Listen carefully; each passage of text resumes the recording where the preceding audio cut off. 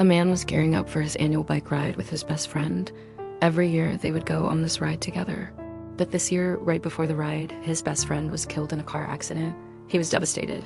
The day of the accident, he had called his best friend 13 times, but he didn't pick up any of them. He was so worried, but he still had to get ready for the ride. So he put on his biking clothes, got his bike, got his helmet, and then he left. He rode his bike all day, and at around 7 p.m., he finally arrived at the lake, the destination of their ride. But his best friend wasn't there. He was angry.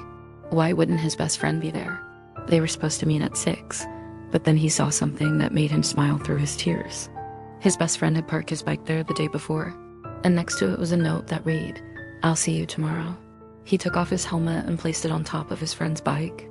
Then he walked away. Every year, his best friend would beat him to the lake by 1 hour so that he could get the best spot. He always told him, "Get there early or the spot won't be available." He turned around to look at the spot one last time, and it was perfect. It was right by the water, just like how his friend liked it.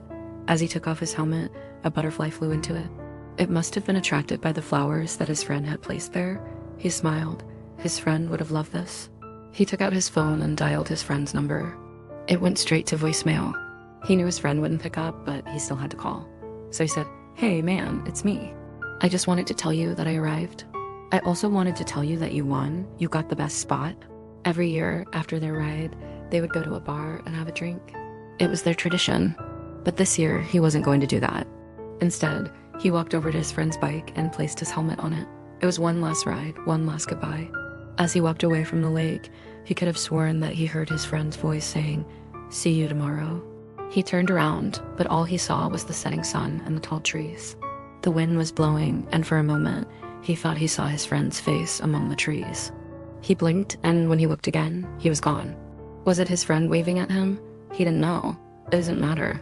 All he knew was that his friend was gone, and he was never coming back.